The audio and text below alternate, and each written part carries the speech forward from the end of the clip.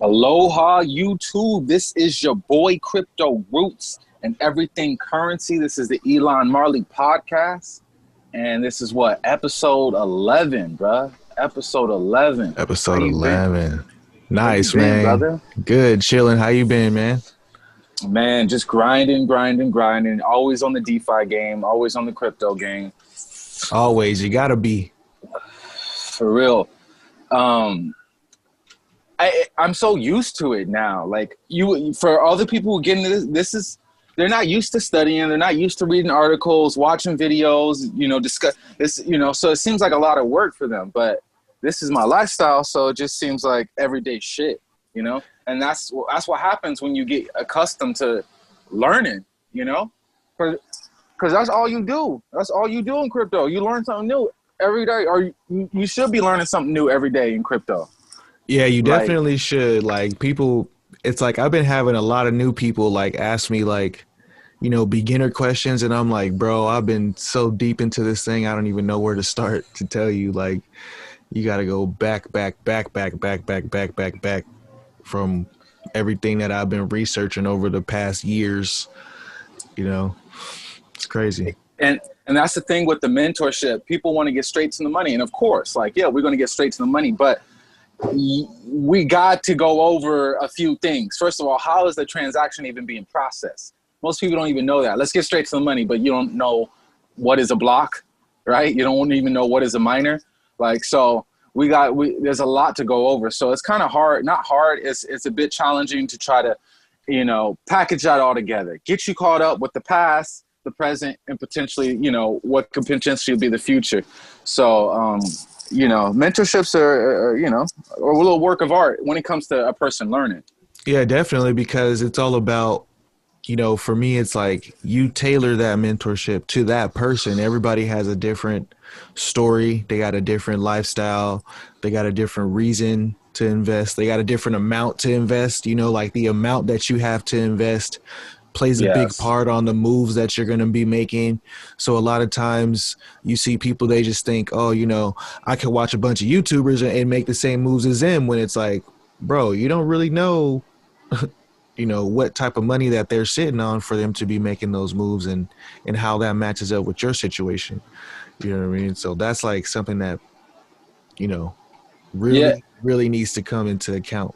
And for all the new people who don't, everybody has their own interpretation of what is a lot of money. And until you get a lot of money, you realize you don't have a lot of money, right? So it's just this whole, ladder of, And so stop trying to count niggas' pockets, especially YouTubers, and just focus on your own, because there's a lot of YouTubers that can fuck up and lose a lot of money, get rug pulled or ape into some shit, and then you're in a better position than they are with your $50 investment, right? When they just, we've seen it happen. We've seen it happen in a lot of eminence. Yeah. We've seen it happen with a lot of these DeFi projects where you just seen people saying, whoa, bro, I got completely wrecked for a major amount, and they're public about it, which I applaud that they ain't lying about what's going down, Yeah. But it did happen to a lot of people, Yeah, so we always want to avoid those situations. And the way you avoid those situations is to control your excitement, to control your greed, and, jump in the deep end with the rubber ducky float.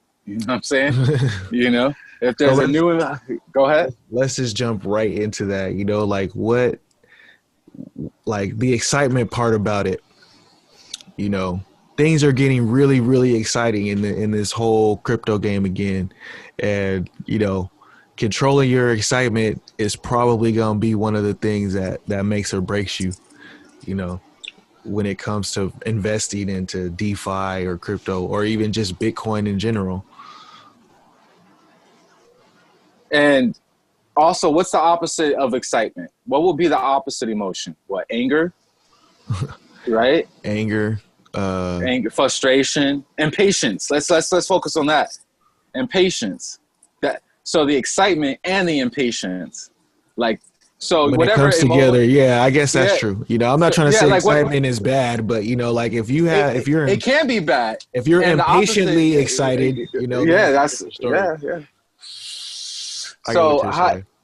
So I recommend people to listen, in my opinion, to Jordan Peterson, to start studying psychology. I've said this before, but psychology is such an endless, like, you know, philosophy. All that really does go and apply. And, you know, the way I look at it is like, what kind of lifestyle do I want to live? Right. You know, and based on the lifestyle I want to live, then that can kind of shape how you invest. And I know it's kind of all vague, but like, you know, first of all, let's get into it. So let's talk about this. You know, this is getting into financial investing and everything, but let's talk about production and consumption, right? Okay. And what a lot of financial YouTubers talk about, because it works for their benefit, because it gets a larger audience, is always reducing your consumption. You're going to hear a lot of financial YouTubers talk about, you know, spend less this, don't go out as much, you don't need this. And all that has to do with lowering your consumption, which is how much money you're spending on things.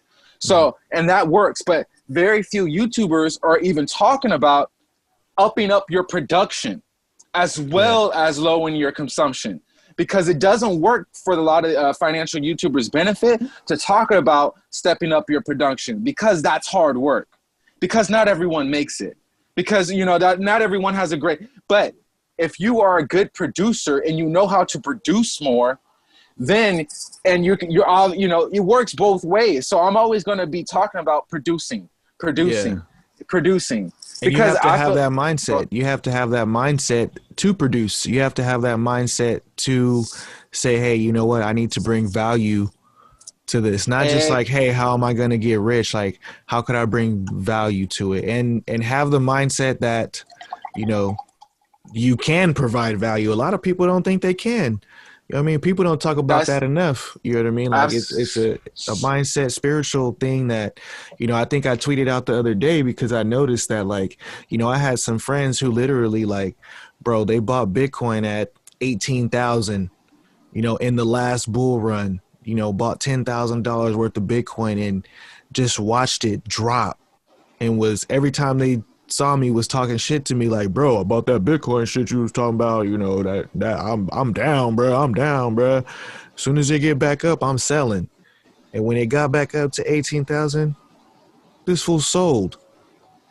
And I was like, wow, bro, like, you literally sat through and didn't learn anything. You didn't learn anything about the potential. You didn't learn how to throw that into like REN BTC or RAP BTC and like get you some interest back. Like, you didn't learn how to do nothing. And the fact that he tried to mock you and insult you. Right. He's coming after every day. And I'm like, look, bro, like, you're down, but I've been making money this whole time. Like, and it's not even just the money. You didn't even take the time to learn about the technology. If a person were to take the time to learn about the technology and the price went still down, I'm like, thank you for showing me this amazing piece of technology, regardless of the price. Look, for me, like, when the price went down, when I got in, and I got in like right before it really had a nice peak, and then it just dropped from all that, you know, like, I got in right before the bull run and then just watched it all drop.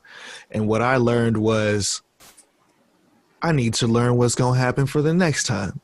Like, absolutely. I need to learn why this is happening. I need to be ready next time, because next time it does that, I want to make sure I have a lot more than $300 thrown in there. You know what I mean? Like, absolutely. What are you doing, man, bro? Absolutely. Everyone's gonna, you know, I just don't think many people will come out of this game confidently on top with I don't know. For some reason, people just have, like that guy you just told me, like, that's such a negative attitude to have. Like, it's not about the USD evaluation of what the Bitcoin, right? You could have just, it's about how much Bitcoin you have. Like, yo, accumulate more, get more. Like, people they don't get stacking stats, stacking sats. They don't get the fact that Bitcoin is the new world money. Like, things are denominated. Stats. Yeah. Things are denominated in Bitcoin now. Like, you know, how much Bitcoin, I mean, how much a Bitcoin is that going to cost me? Like, you could literally start, they got, somebody made a website of Lamborghinis, how much coins would cost. It was like coin market cap, but all priced in Lamborghinis. Price in Lamborghinis, yeah. Actually, I think CoinMarketCap did that one time on April Fool's Day. They had a little tab. You know how you could switch between Bitcoin, USD, or whatever. They had Lambo, and it was like this is 2 Lambos, or this is 1/4 of a Lambo.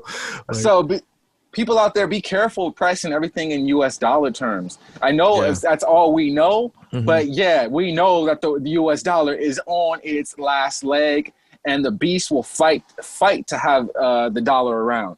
And let's get into it. Let's get into it. These new regulations. Oh, what's the regulation part? I thought you were finna talk about that digital dollar that they're trying to push out now. Oh, no. Well, we can get into that, but I'm talking about the Stable Act. You heard of that? Oh, I heard they want to make sure that any centralized authority that issues centralized stable coins has to get a banking license. Oh, no. How about because it's going to hurt because it's going to hurt brown people. It's going to hurt black people, minorities. Bruh, how about the one where they said all non-custodial wallets have to perform KYC?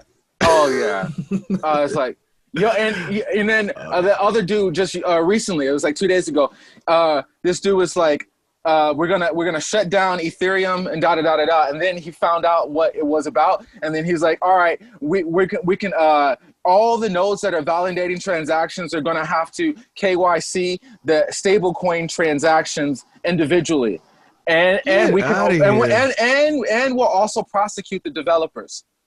So this dude came out, came out against DeFi, said we're gonna just shut it all down. Once he realized we can't shut it down, he wants to make sure that anybody validating blocks from a centralized authority, USDC, has to KYC that particular transaction. No, he's a nutcase, bro. He's a nutcase. He pulled some legislation like that 2 years ago, bro, where he tried to say that I don't care if it's decentralized, I'm gonna arrest the devs. And like prosecute the developers. Yeah. Good luck trying to arrest a emoji hacker, bro. Like, bro, like, you're not gonna all these fucking Chef Namis and you're not gonna find those guys. Like, those guys can steal. They're gonna steal 400 million and get away. You think you're just gonna catch them like that? Like, one second. And not just that, you're gonna arrest all the developers around the world at the same time? Like, you got to be shitting me. You're gonna arrest Microsoft and you're gonna arrest Google. For real, you're gonna arrest Citibank because they're all building on it too, bro. Like, what are you talking about? For real, you know what I mean? That's why it's just crazy. Like, we still have people in Congress who don't know nothing. They're just concerned about whatever's been going on. No, you're taking away. Once you take away that US dollar, you take away people's sense of power, bro. People's sense of power. And because they know for them, it's already too late to get in the crypto game. So how dare you take away my last meal? Because I know that by the time I get to your meal, it's already going to be gone. The prices are already going to. So they already see their sense of power vanish from them within the next few years if they don't take drastic measures now. Yeah, no, they're not stupid. They're not stupid. See, the thing that people don't realize about the U.S. government as well is, like, you got some of the smartest people working up in there. U.S. government they went on a seizing spree of seizing Bitcoin.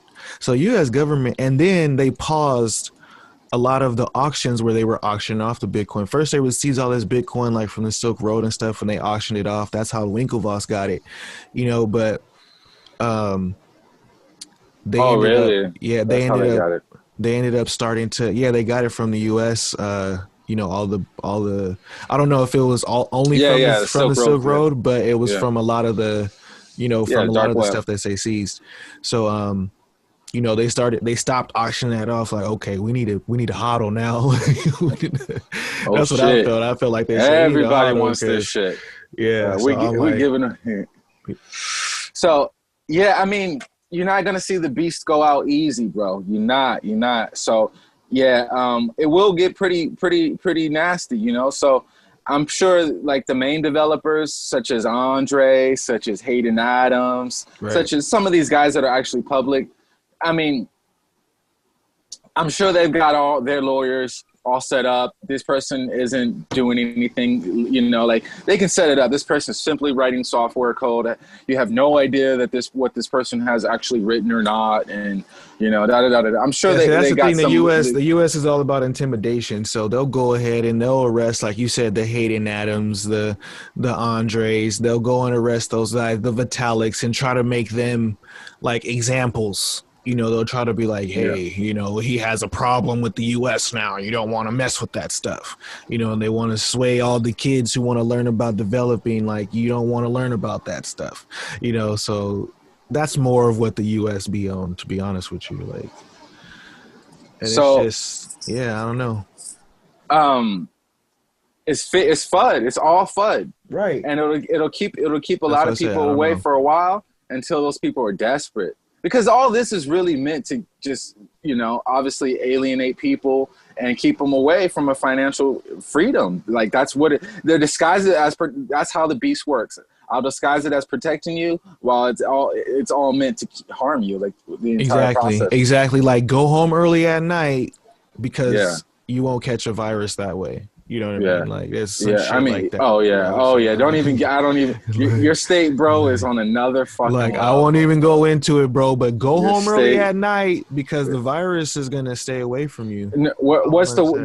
That's not only is that bad, but the worst one. And this is going off from the crypto shit, but you can't sing.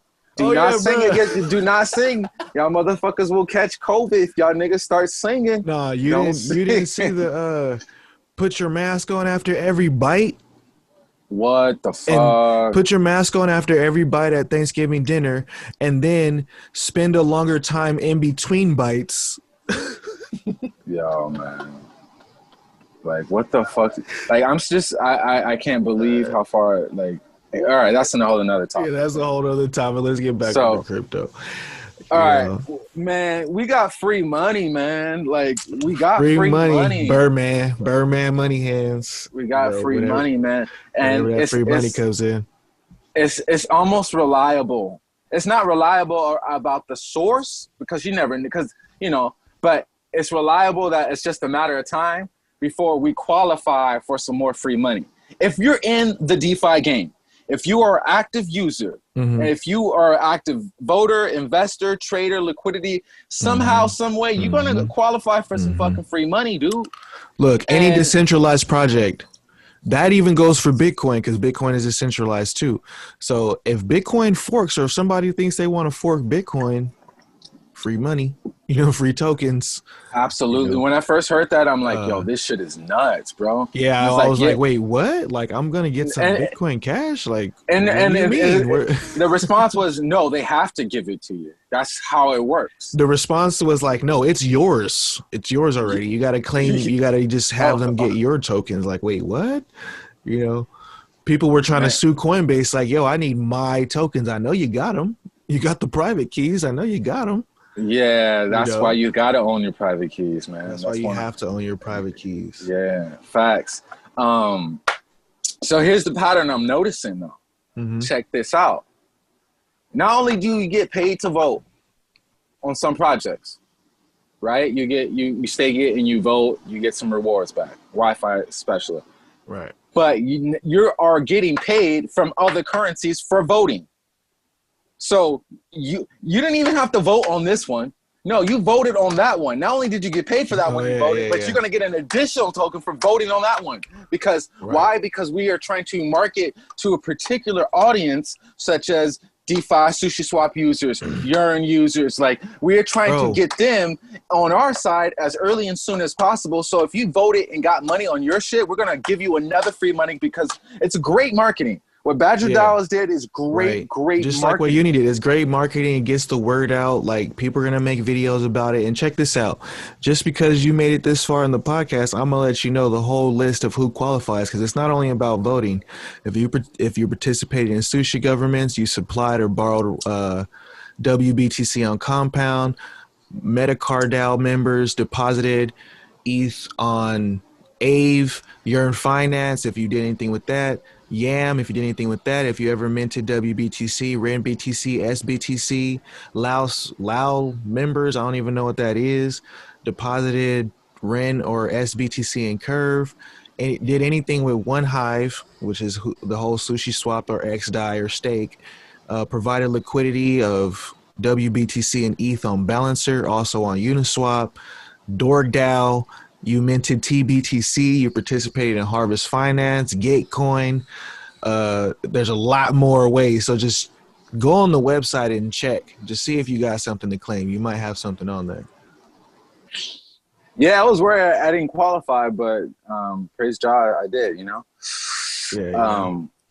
Because everyone, I don't deal with many, I don't deal with Curve a lot.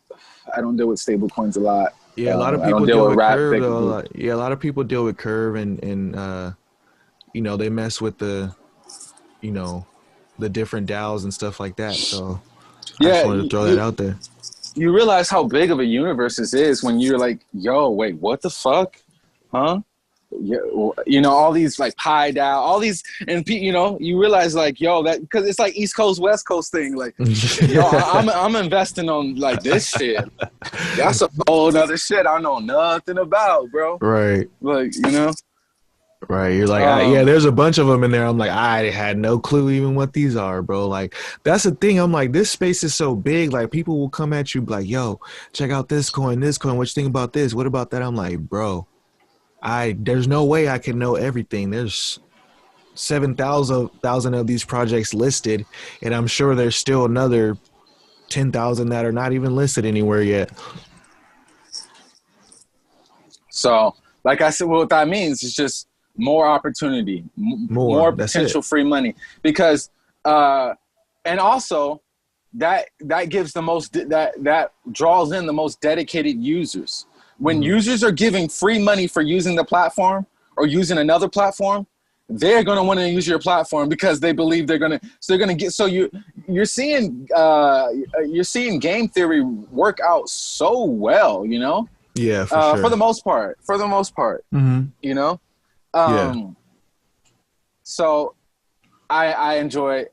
I think everybody should participate in this DeFi game. You don't know when the money's coming. You don't know if you're going to qualify. There's a lot of question marks, but you know, it's all about bringing in the users, dedicated users, and DeFi. So check it out. Now, Wi-Fi is like this. People have a little got in their feelings about Wi-Fi merging with everything, bro.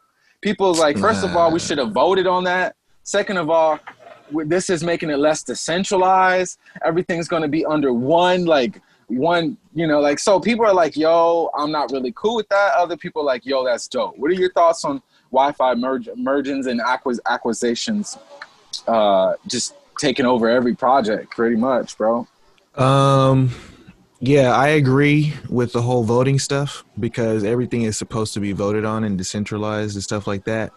At the same time, I'm not really sure exactly how the full governance works behind the scenes, you know, and who really like ends up pressing the buttons at the end of the day, you know, but I don't see anything wrong with it. Like I see a company trying to expand, and that's what people don't realize. Like, even if it's not all the way decentralized the way that it should be right now, like maybe it's not to that state to be all the way decentralized like that yet, and they have to get it there, and they're looking at the right protocols and, you know, the right partners in order to do that, you know what I mean? So it's like, you know, I don't see anything wrong with them trying to do that, but you know, maybe before they decide to go ahead and pull the plug and bring them on in, they have a vote with the community or whatever. But, you know, I think most of the community has different intentions than what the devs want at the same time. You know what I mean? Word. I feel, you know, Andre wrote a response about how, you know, how everybody, I don't know if you read that Medium article called like mergers, acquisitions, and partnerships, the differences and similarities and whatnot. And to sum it up, the reason he's doing what he's doing, or the reason they're doing what they're doing, is to make you more motherfucking money. So just shut up. Like, you know, yeah, yes, you know, maybe vote, and that's the whole thing. But the whole purpose is to make it a bigger, badder, and more sources of yield. So if you want more money, it's best that you just go along with the process while, you know, like, it just seems like it's pretty much how you sum it up. Like, yeah, I feel like, yeah, they are looking out for the best interests of the users. And the way they do that is by having more access and opportunities and strategies and methodologies that they can use at their beck and call. So why not use all, you know, cream? Why not use cover? Why not use all of it so that you can get the highest yield for your users? Right. Why not? Exactly. Why not? Because I personally don't feel like they're doing it for them. I just, like, that's already done. And I've established that Andre's not in it for himself. He's in, like, we all have established that Yearn is in it for the community and for its users. So whatever decision Yearn is making, quote unquote, at the top, then I really think it has to do everything with bringing value to the user base. Yeah, and this whole DeFi thing is an ecosystem. So in my opinion, as long as they're bringing in DeFi projects and, you know, they're bringing in different ecosystems and they're not saying, yo, we just got bought out by Google, you know, like, that's a whole different story. You know, they're saying, hey, look, we're still working in DeFi. We're still doing our thing. I do think they have the best interest of the project at heart. What are your thoughts about people fucking up? And then Yearn's coming in like big mama and said, we got you, honey. Just come over. We know you got hacked. We know your shit's, you know what? Just come on. Yeah, come on in. Like, is that legitimate? Like, where, you know what? You know you fucked up. We're coming for you. You know, like, is that just like, what's your stance on that? Like, versus, you know. When it comes to that, I think I'm going to look at it from a developer standpoint. Even though I'm not a developer, I think developers at the end of the day don't give a shit about the price. They care about that code. So if they look at somebody else's code and they say, hey, yo, we could have solved that for you, right? You know, they say, like, hey, we could have solved that. They say, hey, look, you did something dope right here, but this is where you messed up. Exactly. You know, so bring that over here. We'll work with you. We'll fix that up. We'll work together on this, and we'll create something even better. And at the end of the day, it should benefit all of our early adopters, everybody who helped us both, you know, get to where we could actually do this. You know what I mean? Yeah. So I am in support of it. But it just makes my job much more difficult trying to keep up, because now I got to keep up with how Yearn is integrating with sushi, how Yearn is integrating with cream, how Yearn is integrating with Aave, cover. I'm like, bro, that just doesn't throw like a couple years worth of work on. So now I just realized you just go slow, take it slow. Right. You may not actually understand everything about Yearn finance, but it's worth trying. Like, in the meantime. It's like, you know, like you're, you know, I don't know, you might have a different relationship with Yearn than I do, but from like an investor standpoint, it's like, you're an investor, you believe in it, you know what I mean? And right now they're putting a whole bunch of things up in the air and throwing a whole bunch of things in the universe. So what you got to do is let the dust settle, you know, let it kind of trickle down. And then once they get to a point where they say, okay, this is what we accomplished and this is what we did, they'll have a nice polished up article that explains it all beautifully for us, you know. But a lot of us like to, in the crypto game, I noticed that a lot of people just like to know every step of the way, and they want to, you know, so it's imagine like you're a developer and you're like, fuck, I'm trying to get this done, and then you got your DMs blowing up saying, yo, when is it gonna be done? When's it gonna be done? When's it gonna be done? You're like, shut up. Like, you know what I mean? Like, they're like, yo, when's it gonna be done? And what they're really saying is, yo, make me rich,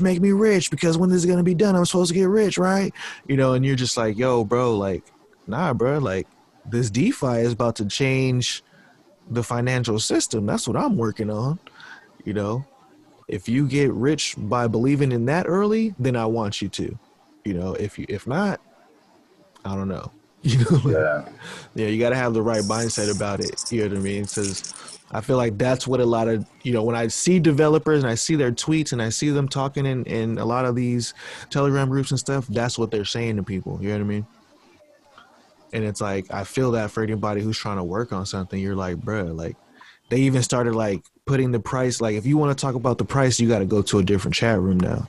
Yeah, absolutely. You got to go to a different channel. Yeah. If you just want to speculate, you got to go this. If you're here to kind of talk about what we're developing, then there's people in there to help you talk about what we're developing. And that's good, because I've seen in some price channels, you have people who only visit the price channel, and they're welcomed.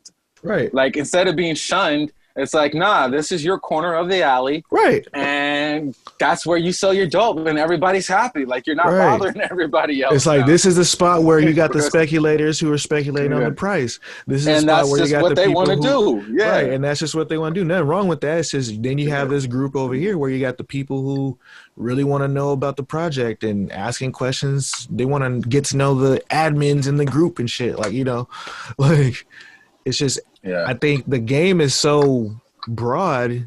I think people just need to have a understanding of that. Like, different people are approaching this from a lot of different perspectives.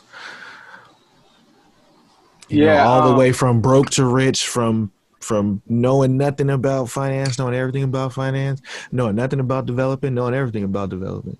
Here's my question to you. Mm-hmm. What are your thoughts about other people's crypto YouTube channels?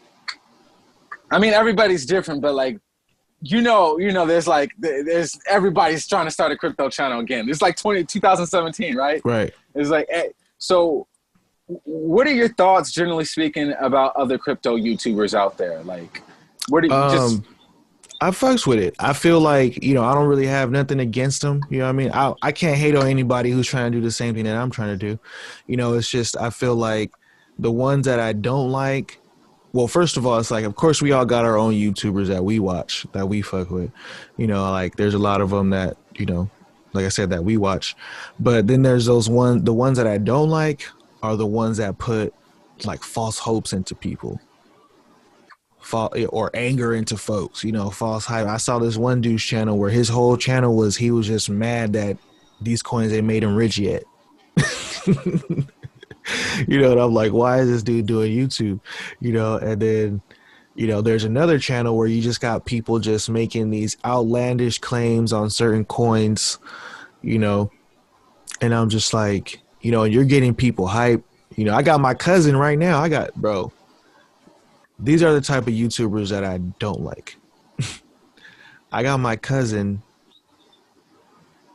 yelling at me, telling me that I'm retarded for investing into DeFi, telling me that XRP is going to go up to $600. And I'm like, did the guy who told you that explain tokenomics to you? Like, you know what I mean? Did he explain that? I don't know. You know, so I like the YouTubers who are realistic. They're teaching people, you know, because I gotta support somebody who's getting online and they're just being a free offer of knowledge. You know what I'm saying? Like, whatever you're talking about, even if you're just saying, hey, yo, check out this project, like, you're offering people knowledge about a project that they would have never found, you know, or you're showing somebody how you trade, or you're showing somebody how you invest, and they might be lost as hell. Like, I don't know where to start, you know? So I like it, you know, as far as people picking up, I'm just like, hopefully y'all in it to be in it. Y'all not just in it for the money, you know? Yeah, I really don't like, you know, I don't know. I just visit it's probably more than just crypto too, but I visit so many channels where it's like, this shit is fake. Yeah. This person is fake as fuck. Like, he just barely knows some on the surface shit. He's just, you know, I don't know. Like, I go and I'm like, yo, this shit is so fucking fake. So much to the point where I only, you know, I don't know. Maybe and it just really, but at the same time, it really helps me look at how I present myself and how I want to be perceived. Right. And I decided, you know, I want people to, every video, this dude's hella real. He's bringing value, and he's kind of fucking funny and stoned. Like, same here. That's the same thing that I'm on right now. I'm like, I want people to know that, like, I'm keeping it 100 with you. You know, I might be a little bit lit in the video, but I'm here to have a good time. I'm enjoying crypto. I want people to enjoy crypto how I do. So I just get on there and talk about the things that I enjoy. You know what I mean? And I'm not trying to be fake with you. You know, there's even times where, like, I feel like I had a day where, you know, that day when everybody was bullish, when Bitcoin was hitting 20,000, you know, and I'm making a video and I'm like, yo, like I'm bullish like everybody else, but at the same time, I'm like, let me remind y'all that I'm still cautious though. You know what I mean? I'm not selling the car, I'm not selling the house to go buy, Bitcoin right now. You know, I'm still looking at the chart, but I'm keeping it 100 all the way, and that's what I'll always watch people who I can tell they're keeping it 100, and they got to provide me some knowledge because I ain't finna waste my time watching you if you ain't providing me no knowledge. Yeah, I have a high, standard for my attention. Yeah. So I just always make sure that if I'm giving you my attention, I know that you got something new, and you're sharing it in an original, authentic way. Right. And that's what makes me subscribe. And it's all about consistency. Right. If you're consistently staying on top of it, and I'm on top of it, so I can tell when another person's on top of it, like, right. Oh, he's dropping a video on that. Oh, he's breaking that down. Like, damn, like, so it's like a chain. It's like a feed, because I got people I follow and, that I get information from, and then I'm able to share it with my audience. Right. So, right. All you really need at a certain point is just a few solid accounts that just always dropping gems and then you can go and share those information. I mean, that's pretty much what I did through the whole bear market. I realized it's like I was following too many people. I was, like, this might even hurt me as a YouTuber telling people this, but like I was following too many people. I had to follow less people. I'm like, I like this guy's style. I like this guy's style. And I chose different avenues. You know what I mean? It's like, I can't just listen to a bull. I got to hear a bear's perspective. You know what I mean? I can't listen to somebody who just loves DeFi. I got to hear somebody who has bad things to say about DeFi so I can know what the argument is, so I could be smarter on the subject. You know what I mean? I can't just be stupid and be like, yo, I 100% believe in this. and then somebody says, yo, well, there's some flaws. And I'm like, shut up. I 100% believe in this, like, yeah, that's like being like, yo, like, I love this girl. And then your boy being like, bro, I met her last night at the club and I was with her last night. And you're like, shut up. I love this girl. You're like, bro, when you walked away, she just kissed me. I love this girl. Like, nah, bro, like, listen to both sides of the argument. You know what I mean? And that's why people like me and you will have long-term success.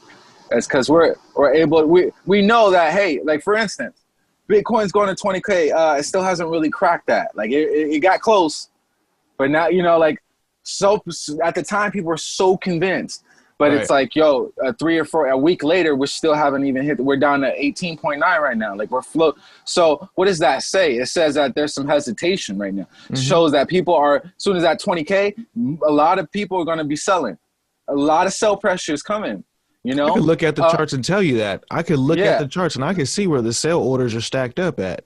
Yeah, exactly. I can see also where you got some whales coming in and saying nope. There's a certain price where you can see them popping in there and putting sales in, and it's just like I think it's a 20,000 or 200,000 Bitcoin sell wall at like 19.4 or something like that. Yeah, I mean, yeah. So you're gonna need some heavy bullish momentum news to, like, that's like the cap on the sewer. Right. Like, that water is ready to pop off. But you need some pressure, one of these big companies says, you know what, I'll take that stack. Then yeah, we're headed to the moon. Or yeah, we're gonna 1% of our portfolio. You want to we're gonna do about 25% of our portfolio, because you know what, the other homies are doing 25% of it. We all getting on this conglomerate Bitcoin investing. Bro, do you know how many big funds are planning on investing up to 5 to 10% of their portfolios in the next year? Like, bro, the numbers. I don't think they'll do it. I don't think they'll do it. They're gonna do it because you know why? They had, like, when everybody was saying like, oh, they're just waiting for the first person to do it. They're just waiting for those first companies to do it. They already did it. You know what I mean? So you had that Paul Jones dude who did it. You had PayPal who said, you know what? Yeah, we're gonna start buying it up too. You had when Square came out and was like, yo, we made like 1.7 billion just on Bitcoin alone. Everybody was like, huh? You made how much in a year? in profit in a year. I get it.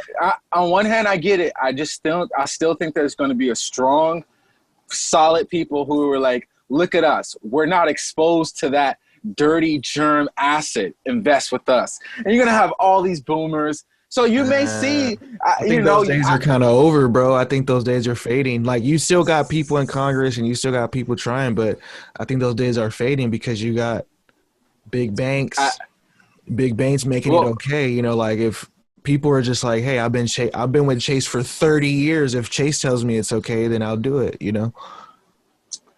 I just don't think it'll be all glory and sunshine the way all Bitcoin maxis think, you know. Oh no, there's going to be the banks ain't finna just come in and just give all their money away. They're going to say, hey, we're going to short, we can long, you know, we're going to do leverage trading. We're going to do a whole bunch of stuff. So it's going to be crazy ride. Here's the thing though. Now that bigger money is getting into Bitcoin, they don't like the risk necessarily of Bitcoin. They want to know as much as possible they want to regulate Bitcoin, essentially. So they're using chain analysis. They want as much information, you know, as possible on Bitcoin so that they can get the best return on their investment, right? So, but you can only give up so much. So it's like, it's this tug of war, you know, Bitcoin's fundamentals, encryption, you know, blockchain, versus the beast saying, hey, we want to take you over. Now that our big money's invested, we don't want to take chances. We don't want, you know, like, you know, so there's more, you know, people want more regulation on Bitcoin itself, like by any means, any way possible. Yeah, I think that's because, you know, like, real talk, like, and nobody really wants to talk about it. It's like the elephant in the room, but it's like, you know, it's not as much as people think, but you do have a lot of people like, you know, washing their money through cryptocurrency, you know, and the government is trying to get a hold of that. You could tell by the way that they're trying to attack Monero so hard. You know, I think there's like $1 million bounty of anybody who can find any tips on how to trace Monero. You know what I mean? So it's like, that's because they're really figuring out like, hey, these fools are using Monero transactions and we can't book them, you know, if they can't tell. And that kind of ties into drug legalization. I mean, there's so many different illegal things you can do. Well, I just feel like if it's illegal, like, you know, like I said, Elon Musk had the best argument for Bitcoin. He said, look, if something is used for illegal transactions, it had to be used for legal transactions first. There had to be something legal about it for the criminals to want to exchange it. You know what I'm saying? Like, yeah. You know, and most illegal things are still going to be done through cash or gold or some non-traceable asset, you know? Yeah. Anyways, man, ETH 2.0. ETH 2.0, what's up? The biggest upgrade to the most crucial upgrade to the biggest decentralized financial system in the world is happening. What are your thoughts about ETH 2.0? Can't wait. Like, I'm happy that you know, the first little beacon chain launched, I believe it was on December 1st. And so far it's been 4 days, been up and running. So every day that it's running without a problem is good, you know, and shoot, I'm happy to see all the implementations that I was hearing about that they're going into, as far as like faster transactions, lowering the amount of ETH you have to pay, the burn mechanisms that Vitalik wants to implement, you know. So there's a lot of other things that I'm just like, yo, I'm still excited. I'm still excited on ETH and the whole ecosystem, but the underlying thing about it, like, if you believe in DeFi, you gotta be big on ETH. Like, you be a fool if you ain't big on ETH, man. Yeah, man. I mean, I mean, once you're hitting 100,000 transactions per second, I mean, people aren't even gonna really know the difference. Like, after a while, like, they're gonna just be like, "Yo, hey, I could send it." Like, I just think the adoption will just be like an ice skate. It'll be so smooth. Like, once you're hitting that fast, and if they can maintain privacy through the ZK rollups and whatnot the whole time, I mean, I can't even tell you what the And price then they're of trying to ETH put would the be. feature in where like the fees are kind of managed in the background. So as like a regular user, you don't really have to sit there and be like, oh, I'm going to accept this fee or whatever. Like even on XDAI, if you ever use XDAI, you know, their system, it's like, it's super fast and it's super cheap, you know, but it still sucks having to be like, oh, I got to pay something, even though it's like you're paying like a percentage of a penny. You know, Yeah. you're just like, oh, No, no, I that gotta hit accept on something extra. Like if I'm playing a game, I really have to hit accept on these payments. You know, so that stuff, like no. those gas fees. You know, There's proxy smart contracts that you can pre-approve. Like yeah, you'll deposit the money into the smart contract, and the smart contract will spend it when it needs to. yeah, And so okay. you'll be they have these things like DeFi Saver. Hmm. You heard of that? DeFi Saver? It manages your liquidations automatically for you, right? So either buy more collateral or add more collateral or pay off some debt. So you don't, and it does it all for you. But the thing you have to do, you have to migrate all your funds to out of Compound, out of the DApp into another smart contract that that's still decentralized, but it's not. So you kind of like have to put all your funds into another smart contract. And I was going to do it and everything. I'm like, I don't know. But right now, I mean, it all depends on your risk tolerance and if you're dealing with bigger money. But that could save you where you don't have to rush the computer. No, it's when it needs to, it buys it or sells it and does it. So DeFi Saver could really work out for, A the lot of bigger people, I people. guess. Yeah. But the risk you take is taking your money actually off Compound. But it's still tied to Compound. Okay. Yeah, it's still tied to Compound, but you're no longer using Compound. You're using DeFi Saver. So it's like you're taking your funds off there, which is a risk Yeah, because you're basically on a layer two. yeah, sort of pretty much. Yeah. Right. So that's the risk you Or layer take. three, I guess. But the other risk you take is having to manually do all your shit if on Compound, because that's what you have to do. So you decide your risk tolerance, and if it's better for for you to have it all automatically save up where you don't even, your accounts, you take care of themselves. They'll pay off the debt, they'll do it. And all you do is just deposit money into the account, and it manages your Aave, your Lend, all your lending and borrow protocols for you. It'll take money from one protocol and put into another protocol if you don't have enough. So like, it's dope, the possibilities, but that's only if you're playing with big money and you're really worried about these situations. So if you're playing with smaller money, it's best to just do it manually. Like just, Right. just do it manually. Yeah. Yeah. And I So, think, I always suggest for people, like when you are starting off, even if you have big money, do it with smaller money. You don't want to mess up and lose all your money for the first time. So I always do test transactions still to this day, when you're doing something new. So just want to throw that out there, because don't be just jumping into stuff. There's horror stories of people losing. Oh man, I can't. Yeah, and you wanted if it's good to take the time to actually help, because you don't actually really understand. You may not really understand blockchain technology until you've lost the transaction, or until your money hasn't showed up, or you don't know where the funds are at. Like that's when you actually have to really look up the blockchain explorer. Mm-hmm. You actually have to understand what a transaction ID hash is. You actually have to understand what a nonce is. Like you're going to have to go through all this and figure out, where did my money go? Well, your money went somewhere. Right. And that's a fact because you don't have it and it's on tracked on the blockchain. So we need to figure out where your money went. Right, where your money's at? Where you get stuck at? It is somewhere. Right. If it is somewhere, if you actually had it in this wallet and it's not in this wallet anymore, it's somewhere. That's why, man. I had my cousin. He had something like that too. This fool got scared because he had all his stuff in his MetaMask, right? And then he ended up, I don't know what he did with his computer. I think he cleared off everything, whatever. When he opened up his MetaMask, only his ETH showed up. All the other tokens in there were not added anymore. And he's like, where's my token? Like this guy went into straight panic. Like, I just lost it all. I lost it all. I'm like, no. I'm like, if you click on the little thing on the side, you can check the blockchain. If your tokens are on the blockchain, you're still good. He's like, no, my tokens ain't in my wallet. I want them in my wallet. I don't want them on the blockchain. I'm like, You don't need to be What invested in the the fuck are blockchain you if you're saying, you know, yeah, like, what are you talking What are you about? talking about, man? I was like, who Get this got guy on you? the podcast. Who Get this got guy on the you into podcast. crypto, bro? For real. I need to talk to them. Wow.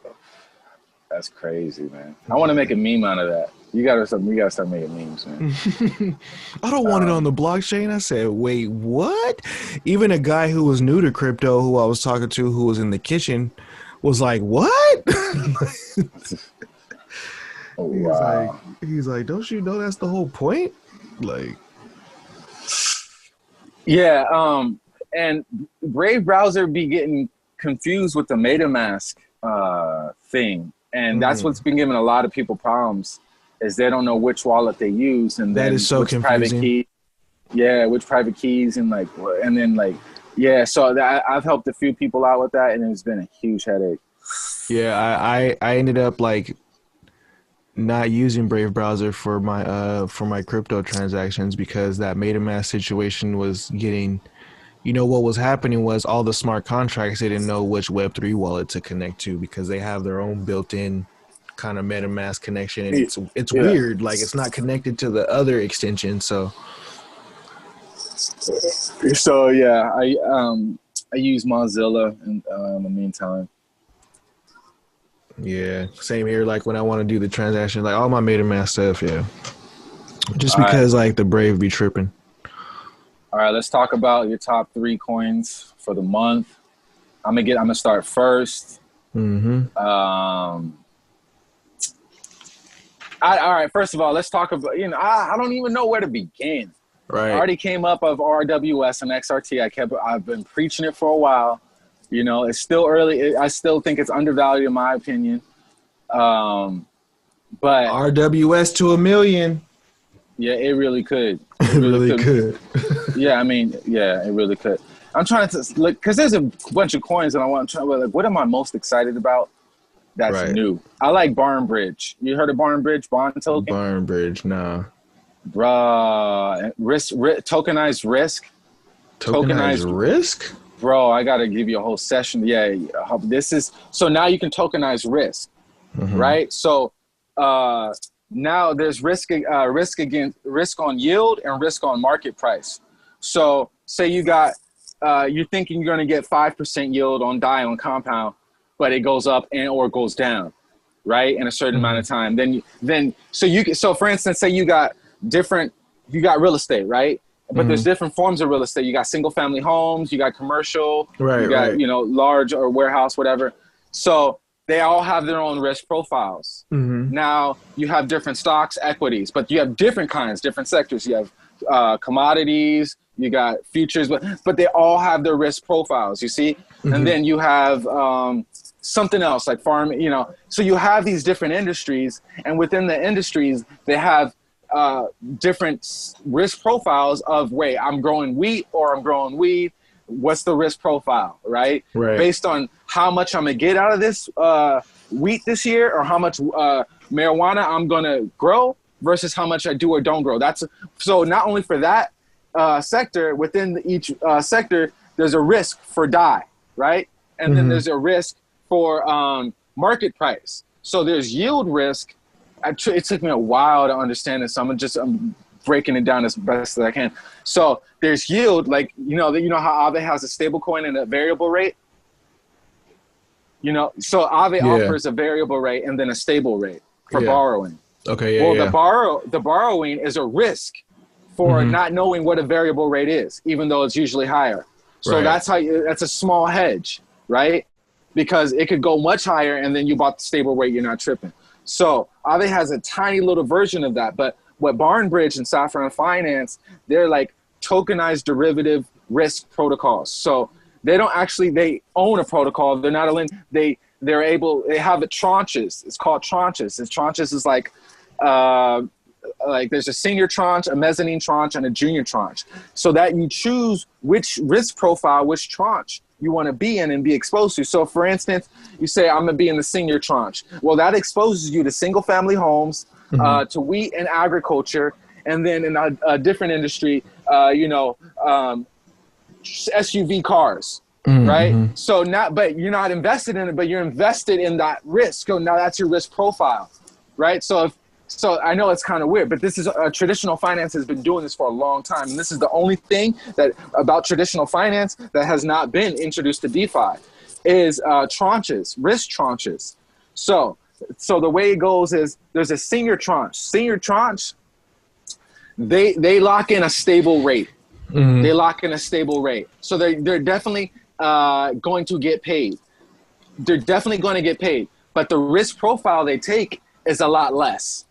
It's safer. It's like grandma and grandma investing, right? So I'll invest in that pool of assets, a senior tranche, which means I'm locking it in for the return on investments off the single family homes, off the food and equity, off the SUVs and everything. I'm locking that in. But if it were to go to my upside, I don't get much. It's like a stable coin almost. But if things were to go down, all the family homes, all the agriculture, everything got, drought, everything, cars crash. I don't have to lose that much money because I'm invested in the senior tranche, which is like less risk down on the downside, but not much on the upside, right? So then you have the junior tranche, which is higher risk. But if shit goes bad, they take the fall because the fall has to come between the senior or the junior. Someone has to lose the money, right? But the senior tranche, they locked out a stable rent in, so the risk gets passed down to the junior tranche because it's a higher risk. Now, but the upside is if things were to go well, the yields increased on Aave, the yields increased, like it shit is popping and booming. Right? Single family homes are going up, food's growing everywhere, SUVs are being sold all around. Well, now that reward goes to the junior tranche, not to the senior tranche. So the reward has to be passed down too. Yeah. So that reward doesn't go much to the senior tranche because they played it safe. But the junior tranche took way more of the risk. So they get way more of the reward. And the way you do that is through yield. You can, so it's like a stable coin. You can lock in the yield. Or like a market price, ETH, I can, up to my upside or to my downside, I can take. So there's different bonds they offer. So price bonds and yield bonds. And there's different tranches. I know this is all kind of new in financial, but it's been in traditional finance. So I definitely think this industry is going to blow up as tokenized risk. And you can trade that token. You can trade a risk profile token. Like, sell it. Like, see, that's the crazy thing that for me, like tokenization is just huge because like once you can tokenize an asset and it doesn't matter what that asset is, once you can tokenize it, it can be traded as simple as a crypto, tokenized risk just blew my mind though. Like, wait, crazy. What the fuck? It's not something physical. It's not something like virtual or digital. It's beyond that. It's a risk on digital assets. Like it's a risk. Like how do you even? And you can profit nicely without actually having to buy the assets. That's the craziest thing. You don't actually have to own the assets like DPI, like where you just. So I think I've yet to really dive deep into it, but the bond token is something I'm really looking forward to. Like I think it's just severely undervalued right now. And without going on too much longer, let me see if there's another one that I like. I like Z-Lot. Z-Lot's dope. And I don't want to go on forever, but fuck it, it's a podcast. But Z-Lot, have you guys heard of Hedgic? You heard of Hedgic? Hedgic? Bro, you sleeping on the game. You haven't heard of Hedgic. All right. So check out, Hedgic is DeFi call and put options. Okay? DeFi call and put options. But there's many different forms of call and put options. Hedgic is like the non-KYC, truly decentralized call and put options. But it's takes it to the next level, right? So you can be a liquidity provider for call and put options. But not just that, you pay a premium. You know about call and put options? If not, we can go into it. Yeah, so you pay a premium. You pay a premium up front. Well, the way Hedgic works is now they offer lots. So I'm like, wait, what is a lot? A lot, in order to buy a lot, like think of a vacant land, okay? You need 888,000 Hedgic to buy a lot, where a lot is a section and they collect the protocol fees. Like it's like almost like a form of call and put options real estate. So you buy a lot, you have to manage a lot. It's like a validator. You manage a lot, but you collect in all the fees from all the premiums you collect. So it's dope. It's different from the liquidity pools. It's a whole different concept. It's like the lots. So now they only have so you 888,000. So now that's a lot of money. That's over 150 grand to have your own lot on Hedge It and start collecting all these fees from Hedge It. It goes straight back to the users. It's decentralized. So you own a lot. That's real estate within the Hedge It ecosystem. So now there's a concept called Z-Lot. And Z-Lot is like staking pools or mining pools. It's like you don't have enough Hedge It to actually buy your own lot. We'll stake with us. We'll manage the lot for you because the lot gets paid. Oh, you get paid in wrapped Bitcoin and Ether. You don't get paid in Hedge It. So you get paid straight Ether and wrapped Bitcoin for your lot. Like, and it's a great return on investment. That's why people are doing it. And it's but Z-Lot is like the real estate company that's like, hey, throw in on our pool and we're gonna buy up vacant lands. We're gonna buy, and so we'll be able to collect all the rent money, all the rent money that we put on, and you'll be able to get kicked back. So that's the kind of the way it works. Is it kind of like Z-Lot is a governance token, and Andre teamed up with the Hedge It dude, and they created it. Andre backed out after they released it because he just didn't want any more pressure. But he's the one who helped create Z-Lot. Andre, check it out. Okay. So Z-Lot is a lot staking pool, and you govern all the lots. So they have up to 45 lots, bro. So they just like are bringing in so much fees from Hedge It, and as long as Hedge It grows, like, and so it's a dope system. It took me a while to understand what's going on. So there's ways you can profit off call and put options without even buying call and put options, bro. Like you can be a liquidity provider for Hedge It, and this is like mentorship shit I'm doing right now. But you can be a liquidity provider for Hedge It and earn Ethereum for providing Ethereum liquidity. So you're not even, or you can, So, and then what the Hedge It will do is sell call options. With everybody's money, they'll sell call options. And then people who buy call options, that's where the pool makes their money. But if they have, it's higher risk though. Yeah. Because if they actually call and exercise their call option, because the pool is selling call options to make a premium so they can distribute it back to all the liquidity providers.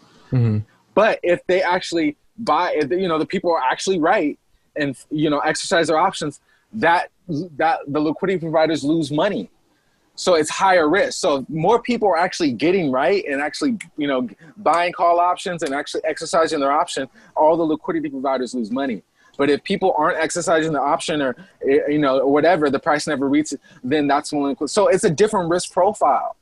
So a lot of this is the shit I've been getting heavy into with my mentorship and stuff. But check out Z-Lot, check out Bond Token. I'm gonna stop there because I'm giving up way too much jewels. But what's the jewels you're gonna give up? Because if you listen this far on the podcast, we're gonna give up some jewels. We want to thank you by sharing information that we keep to ourselves to make a profit.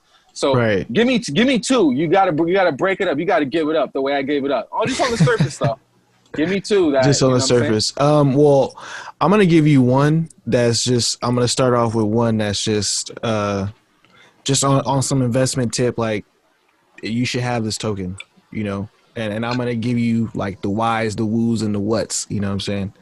So the token, I don't know, I actually made a video about it, but a lot of people didn't watch that video, but I didn't go into deep into it as I could have. But the OMI token. OMI token. What's the token? What's the ticker symbol? The ticker is OMI. OMI. And the company is actually eComi. Okay. So never heard of it. So it's on GoChain. So but what they're doing is, bro, they have some licensing and stuff with, think of a cartoon or think of something of already, like in the regular world, like entertainment wise, like Superman, Batman, you know, like NBA, NFL, you know, they're working with them, To and do what? they're creating the NBAs and the NFLs and the whole, like, they're moving, like, those companies are trying to move up with the digital age too, and they're creating like NFTs that are going to be the new souvenirs that these companies are going to sell, the online souvenirs, Merchandising. the merchandising, you know, online merchandise basically, but the online merchandise from some of the companies who make the most money selling merchandise in the world. Talking about, like, you know how much money one particular jersey from an NBA person is worth, or how many Batman toys are sold a year, or how many video games, how much people pay for skins inside of video games, or they pay for new characters. And you know, I put my PS4 on the other day. I ain't been on it in a long time, and I'm like, damn, I gotta pay for the next costume. Like, I can't even play through the game and win it. Like, I actually have to just buy it. Like, you know. But it's like, so I think people are really sleeping on this company, and that's not really the only thing that they're developing right now. And like, you know, you got to go through the mud to get the tokens right now. So, you know, this is something that's super duper early. You know, I'm talking super duper early. So if you want to get into something that, like, I feel like, you know, is super early, you might not even have to put that much. Like, I'm thinking, man, shit, a couple bucks a week until it pops off will have you sitting good once this thing actually gets going. You know what I mean? So I encourage everybody, dive into that one. And even when you go to the website, you know, I tell people about, they go to the website, there's not that much information. You got to dig. You know, you got to dig to really learn what they're doing and to see examples of what they're building and stuff like that. So that's, you know, That's the jewel. That's the jewel. And I got one more, which is another one that's just